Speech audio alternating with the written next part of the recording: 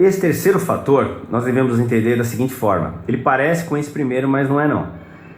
São longos períodos de tempo com baixa carga. Muitas vezes um sistema fotovoltaico ele é mal dimensionado, de tal forma que os painéis fotovoltaicos, pelo fato de ter sido mal dimensionado, não consegue carregar completamente as baterias. Ou seja, as baterias trabalham sempre com carga de 50%, 40%, 60% quando estão teoricamente carregados. Ou seja, no final do dia o sistema fotovoltaico conseguiu chegar até 60% de carga. Durante a noite ele cai, digamos mais 20% da carga, vai a 40%.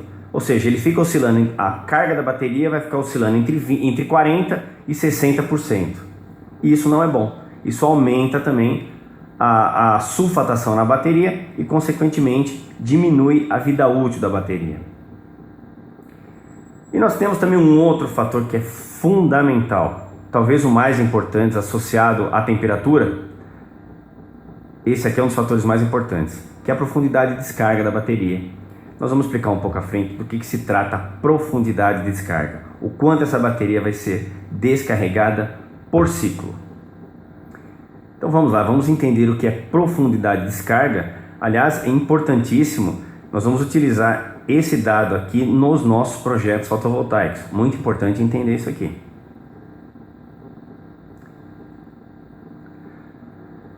A profundidade de descarga de uma bateria nada mais é que o quanto que eu vou retirar de carga dessa bateria por ciclo. Por exemplo, se eu digo que uma bateria tem 30% de profundidade de descarga, tá? Nós vamos utilizar nos cálculos, obviamente, sempre nessa forma decimal. Nesse caso, se eu digo que uma bateria tem 30% de profundidade de descarga, eu estou dizendo o seguinte: essa bateria estando carregada a 100%, ela só vai descarregar 30%, ou seja, vai chegar a 70% da carga. Aí durante o dia ela vai ser recarregada novamente para 100%. Durante a noite, o projeto foi feito para que, mesmo utilizando todas aquelas cargas, a televisão, a lâmpada, eu vou diminuir essa carga em 30% novamente. Ou seja, eu vou chegar a 70% da carga da bateria. Durante o dia ela vai recarregar novamente. E assim eu vou formando ciclos. Do momento que ela descarrega ao momento que ela recarrega novamente a 100%, eu criei um ciclo. Eu tenho aí um ciclo dessa bateria. E o ciclo, esses ciclos que a bateria tem, vão definir a vida útil dela. Quanto maior a profundidade de descarga de uma bateria, isso quem diz não sou eu, quem diz são os fabricantes de bateria. Quanto maior você utilizar essa profundidade de descarga, menor vai ser a vida útil da bateria. Por exemplo, se uma bateria que eu tenho, se o meu projeto eu utilizo, geralmente utilizo nos meus projetos 30% de profundidade de descarga para sistemas isolados. Sistemas de backup, que nós vamos ver em aulas bem à frente, é uma outra situação, que nós vamos utilizar profundidades de descargas bem maiores do que essa. Mas para sistemas isolados, nós da Blusan utilizamos comumente uma profundidade de descarga de 30%. E com essa profundidade de descarga de 30%, o fabricante me diz: olha, nessa profundidade de descarga, por exemplo, eu vou dar um exemplo, a sua bateria vai durar em torno de 1000 ciclos, tá? É só um exemplo, nós vamos ver depois um gráfico de um fabricante, né? no caso Freedom. Mas se você utilizar uma profundidade de descarga ao invés de 30%, você usar 50%, ele não vai durar, essa bateria não dura mais 1000 ciclos, ela vai durar, digamos, 700 ciclos. Ou seja, quanto maior a profundidade de descarga, menor é a quantidade de ciclos que essa bateria suportará. Portanto, menor será a vida útil dessa bateria.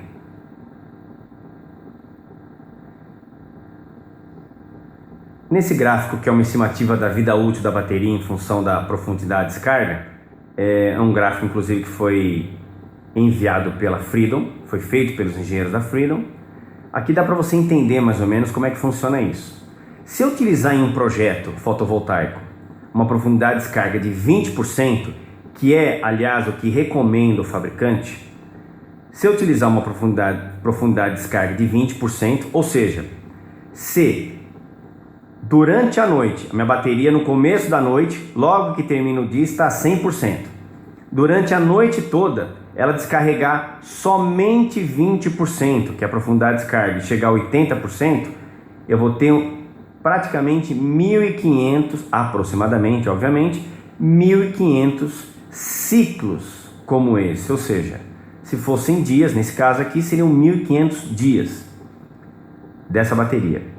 Já se utilizar uma profundidade de descarga bem maior, no caso aqui em torno de 70%, perceba aqui, ó, se eu utilizar 70% da profundidade de descarga, ou seja, a minha bateria vai chegar só a 30%, ela vai descarregar 70%, ou seja, com uma profundidade de descarga de 70%, eu vou ter aproximadamente, basta projetar nessa curva, aproximadamente 250, 240 ciclos. Percebo que caiu drasticamente. No caso de 20% de profundidade de descarga, a bateria vai durar 1.500 ciclos. No caso de 70% de profundidade de descarga, minha bateria vai durar somente em torno de 250 ciclos. Por quê? Porque quando eu descarrego demais a bateria, ocorre aquele problema que eu disse anteriormente, que é a sulfatação. É o sulfato de chumbo que vai na forma um pouco mais dura, numa forma cristalina um pouco mais dura, que vai se depositando em escamas sobre as placas, e eu perco na reação química o sulfato de chumbo. Esse sulfato de chumbo eu não consigo dissociar ele injetando uma corrente elétrica na hora que eu carrego a bateria, e eu acabo perdendo parte da minha bateria aí. É por isso que a bateria vai ter uma vida útil bem menor, porque nesse caso aqui eu teria uma sulfatação bem maior. Inclusive é importante ressaltar que quando você faz um projeto fotovoltaico isolado, você tem que levar em consideração que o sistema fotovoltaico precisa ter uma reserva energética para funcionar uma quantidade de dias. Isso nós vamos ver em mais detalhes um pouco à frente, na parte de dimensionamento de sistemas isolados ou sistemas autônomos ou off-grid, como é mais conhecido, em que para sistemas, por exemplo, que nós chamamos sistemas que para conforto, que é para uma casa, por exemplo, nós utilizamos de 2 a 3 dias de autonomia. Ou seja, se eu não tiver sol por algum motivo, se eu desconectar meus painéis fotovoltaicos do meu controlador de carga e consequentemente do banco de baterias, o meu sistema a minha residência iria perder, digamos, se eu tivesse escolhido 30% de profundidade de descarga. Como ela ficou 3 dias sem sol algum, eu perderia 10% no primeiro dia, 20% da bateria no segundo dia. No terceiro dia, pelo meu projeto, eu estaria numa profundidade de descarga de 30%. E aí eu precisaria aí de mais ou menos uns 3 dias aproximadamente, de 2 a 3 dias, pouco mais de 2 dias, dependendo da insolação ou da irradiância daqueles dias.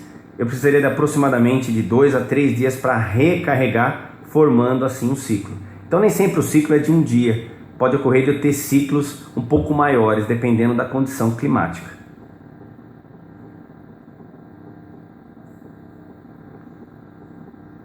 Muito bem, as baterias dos sistemas fotovoltaicos isolados, ou autônomos, ou off-grid mais comuns, são largamente, amplamente as baterias de chumbo ácido, né? Que nós temos de 2 tipos básicos, né? Que são as baterias abertas, tá? Que nós chamamos de VLA, que são as baterias mais comuns que nós encontramos, que por serem abertas necessitam de manutenção. Eu tenho que repor a água, eu tenho que verificar como é que, para que não fique abaixo do nível das placas. Tem todo um manual do fabricante, ele me passa algumas dicas de como fazer esse tipo de coisa. Obviamente nunca esquecendo dos EPIs, principalmente luva e óculos, no caso de baterias, por conta do ácido sulfúrico. Aliás, para questão de curiosidade, a concentração de chumbo ácido, do ácido na bateria estacionária é menor do que na bateria do carro. A bateria automotiva, ela tem uma concentração de ácido ainda maior, portanto deve-se tomar mais cuidado ainda quando você lida com baterias automotivas, apesar que não dá para descuidar das baterias estacionárias também. Então eu tenho basicamente, que são as mais utilizadas, essas baterias aqui, chumbo ácido abertas. No centro de treinamento da Blusan nós encontramos de vários tamanhos, tanto das menores como as maiores. A DF 4001, que é essa maior da Freedom aqui atualmente, como as menorzinhas, você encontra. Todas elas são abertas e necessitam de manutenção. E outro detalhe importante, tem que ser um local ventilado. Inclusive essas baterias nós deixamos sempre em local ventilado, elas não e com ventilação forçada. Nós nunca deixamos as baterias, mesmo aqui na Blusan do Brasil, no centro de treinamento, nós nunca deixamos ela em um local em que não haja ventilação forçada. Um outro tipo de bateria, que já é um tipo um pouco mais difícil de se encontrar, porém com a entrada dos chineses nesse mercado tende a ficar um pouco mais frequentes no Brasil. O problema delas hoje maior é o preço, né? Elas são muito caras, né? E por serem caras, os importadores acabam evitando um pouco trazer esse tipo de bateria. Mas são as baterias seladas ou reguladas por válvulas, que é a VRLA, né? Também chamada de VRLA, né? Acid Lead Regulated Valve, que elas são fechadas, são seladas, elas não necessitam de manutenção, porém elas têm uma válvula que vai proteger no caso que a pressão por algum motivo interno da bateria fique muito alta, ou seja, ao invés dela explodir, que ela pode explodir, já vi casos de baterias como essa aqui perder essa tampa inteira, quando aquece, ela sobreaquece por algum motivo, essa válvula ela tem um dispositivo que numa determinada pressão ela vai liberar os gases internos dessa bateria. E você tem um outro tipo de baterias seladas também, que são as baterias também que não precisam de manutenção, do tipo AGM, que no mercado é muito comum o pessoal utilizar o termo das baterias alemãs, são as chamadas baterias alemãs, que hoje estão sendo produzidas também na China. Elas são baterias que têm ela tem uma autodescarga muito menor, são baterias fantásticas realmente, porém elas têm uma durabilidade muito maior também, só que elas têm um problema, elas são muito caras. Com a China entrando nesse mercado, ao que parece os preços estão caindo muito, mas ainda não é viável utilizar esse tipo de bateria. Tende a ser viável. No momento ainda utilizamos mais comumente essas baterias do tipo aberta, tá? Inclusive essa bateria aqui, uma curiosidade, essa aqui é uma bateria selada com gel. Na verdade, ao invés de ela ter o eletrólito líquido, ela tem o eletrólito em gel. Porém, não esqueçamos que as baterias abertas são amplamente utilizadas porque ela tem um baixo custo, ela tem um bom nível de desempenho. Então, atualmente, podemos dizer que ainda utilizamos as baterias do tipo chumbo ácida abertas. Então, eu estou falando aqui para vocês das baterias dos sistemas isolados e deixando uma coisa bem clara. Quando eu falo de baterias de sistemas isolados, baterias corretas de sistemas isolados, são baterias estacionárias. Eu nunca posso utilizar baterias automotivas. A concepção do projeto de uma bateria automotiva é completamente diferente da concepção de projeto de uma bateria estacionária. Nós vamos mostrar a diferença entre uma e outra e por que nunca utilizar baterias automotivas. Primeiro, as placas, tanto o anodo como o catodo, das baterias estacionárias são mais grossas. Por quê? Porque a bateria estacionária, diferentemente da automotiva, ela precisa de uma corrente, ela precisa liberar uma corrente menor, porém por um período maior de tempo. Já a bateria automotiva não. A bateria automotiva, quando você gira a chave do carro para ligar o carro, ela vai fazer girar o motor.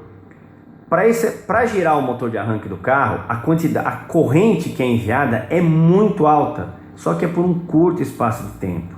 Uma bateria automotiva ela é projetada para gastar, simplesmente na hora que você liga o carro, de 10 a 20% de sua carga, ou seja, ela vai ter uma profundidade de descarga de 10 a 20%, simplesmente você virando a chave.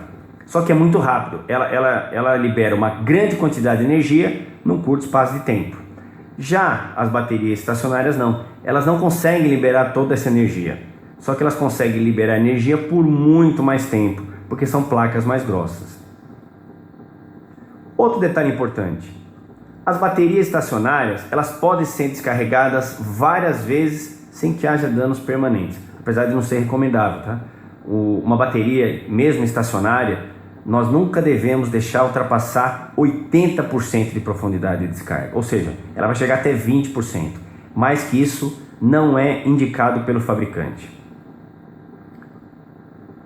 Outro detalhe, ela tem uma menor taxa de autodescarga. Lembra que eu comentei que a reação química, independentemente de eu ter uma carga externa ou não, ela continua ocorrendo na bateria. É por isso que a bateria descarrega. A bateria automotiva, ela descarrega muito mais rápido. A taxa de autodescarga, ou seja, ela descarrega sem ter nenhum tipo de carga, é muito alta em relação à bateria estacionária. E um detalhe importante também, ela foi feita para trabalhar imóvel, é por isso que nós chamamos de estacionárias, elas trabalham de forma imóvel. A bateria do carro é um pouco diferente. As placas metálicas são finas e muitas placas metálicas. Por quê? Ao invés de eu ter uma placa grossa, eu tenho várias placas finas. O que favorece isso? Eu consigo uma corrente maior num curto espaço de tempo. Só que se eu não tiver um eletrólito muito bem misturado, um eletrólito que esteja homogêneo na bateria, eu terei problema nessa bateria. Portanto, a bateria do automóvel, por ter várias placas mais finas, ela precisa estar em movimento. O eletrólito, que é, como eu já disse, a água destilada mais o ácido sulfúrico, tem que estar em constante movimento para que esteja esse eletrólito extremamente homogêneo. Já diferente da bateria estacionária, que de tempos em tempos é bom dar uma chacoalhada nela, dar uma mexida nela, isso faz parte do processo de manutenção. Inclusive, às vezes algumas pessoas estranham, né? Quando você vai fazer a manutenção de uma bateria, o pessoal vai lá e dá aquela chacoalhada na bateria. É bom fazer isso, mas a cada mês, 2, 3 meses, né? A bateria do carro não, ela tem que estar o tempo todo em movimento. E como o carro está em movimento, ela o tempo todo ela está mexendo esse eletrólito e homogeneizando esse eletrólito dentro da bateria.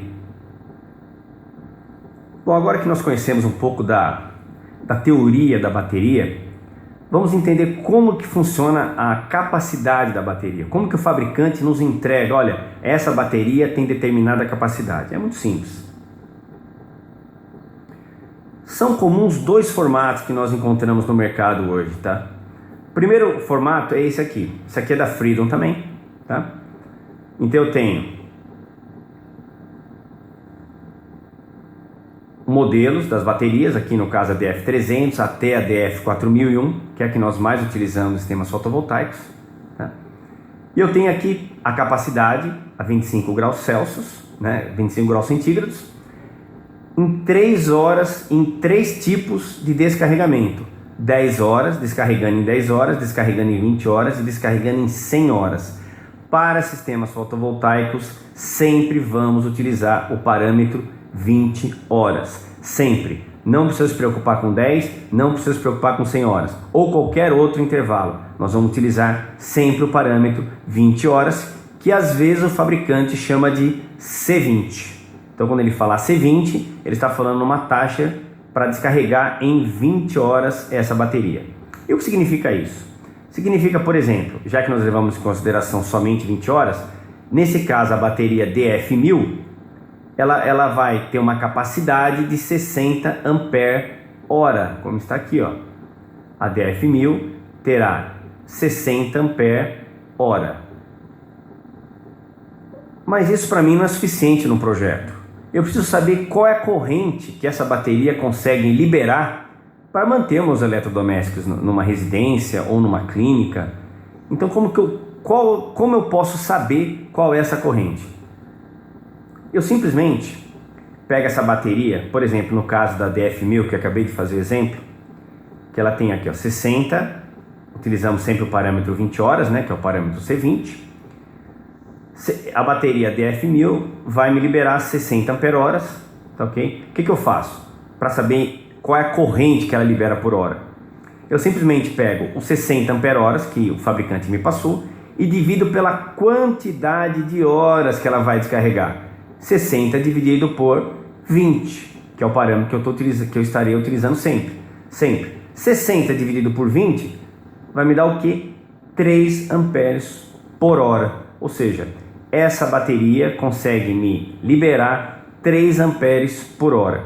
Ou seja, se eu tiver um eletrodoméstico que consome, por exemplo, 3 amperes por hora, ela vai funcionar por 20 horas até descarregar completamente, que é em torno aí de 10,5 volts, tá? 10 volts e meio é aproximadamente a tensão de uma bateria totalmente descarregada. Existe um outro formato também que os fabricantes costumam passar. Esse aqui é o mais comum, tá? Mas eu quero passar os dois para que o treinando tenha a vivência que, se encontrar um modelo, que é esse formato 1 ou formato 2, vai saber interpretar corretamente os dados. Formato 2 é o seguinte: o mesmo fabricante me passou, Freedom me passou todos esses dados aqui, que parece algo complexo, mas vamos recordar. Apesar de estar aqui, ó, 100 horas, 20 horas, 10 horas, 9 horas, 8 horas, 1 hora, 45 minutos, não importa. Eu vou sempre utilizar o parâmetro 20 horas. Qual que é a diferença desse formato 2 aqui? Vamos relembrar a DF1000 que nós vimos na tela anterior? Nós tivemos que calcular 60 ampere-horas, que é a bateria, a capacidade da bateria, dividido por 20 horas. E aí nós chegamos a 3. Nesse formato aqui, o fabricante já me dá a corrente que a bateria pode dispor nessa quantidade de tempo. Então fica até um pouco mais fácil, mas não é o formato mais comum. O formato anterior é bem mais comum. E durante a parte de projetos, nós vamos falar ainda um pouco mais sobre alguns detalhes sobre as baterias que nós utilizamos nos sistemas fotovoltaicos.